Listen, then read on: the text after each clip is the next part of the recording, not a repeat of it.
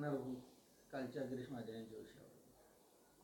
गिरीश महाजनांनी काही विषय सांगितले आणि त्यांनी मला सल्ला दिला की आपली तब्येत सांभाळावी. पण माझ्या तब्येतीला काय झालं, मला फक्त माझ्या पायाचा प्रॉब्लेम आहे, चालण्याचा प्रॉब्लेम आहे, चालण्याचा प्रॉब्लेम आहे. मी खुर्चीवर जाईल, मी वॉकर घेऊन जाईल, पण मला काही बाकीचा काय प्रॉब्लेम आहे काय?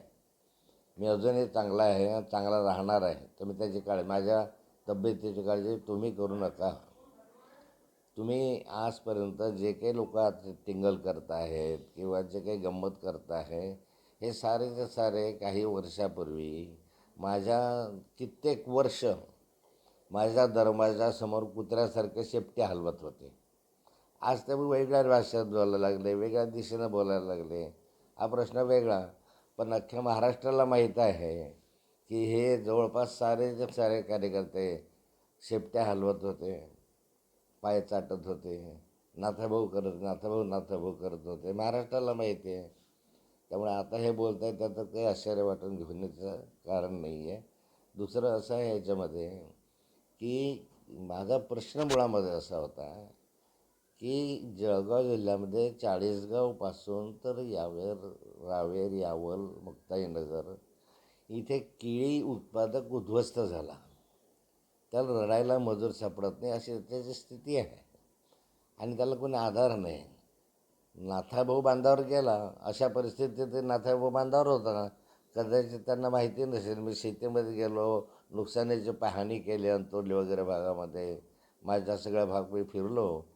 हे कदाचित गिरीश भाऊंना, आपल्या गुलाबराव पाटलांना माहिती नसावं. पण मी गिरीश भाऊंना सांगू इच्छितो की माझ्या तब्येतीची फार काळजी करू नका. अरे कालपर्यंत तुम्ही माझ्याच होते ना, माझ्याबरोबरच होते ना सगळेचे सगळे. एकूण एक कार्यकर्त्याला मोठं करण्यामध्ये नाथाभाऊचं योगदान आहे. तुम्ही आज ज्या जागेवर आहे त्याच्यामध्ये नाथाभाऊचं योगदान मोठं आहे. ते तुम्ही विसरलं असेल, पण जनता विसरलेली नाही आहे. आणि त्यामुळे मी फारशी याला किंमतही देत नाही. बाकी माझी अपेक्षा अशी होती की केळी उत्पादकांना तीन मंत्री आपल्याकडे आहे, पालकमंत्री आपल्याकडे आहे. याच्यापेक्षा काय महत्त्वाचं काम असू शकतं? आपल्या भागामधल्या केळी उत्पादकांच्या अश्रू पुसण्यापेक्षा आणखी काय महत्त्वाचं काम असू शकतं? 8 दिवस 10 दिवस तुम्ही 8-10 दिवसामध्ये एक वेळी येऊ नये. रक्षाताई लडाखवरून इथे येऊ शकतात आणि तुम्ही इथल्या इथे येऊ शकत नाही, याचं आश्चर्य वाटतं.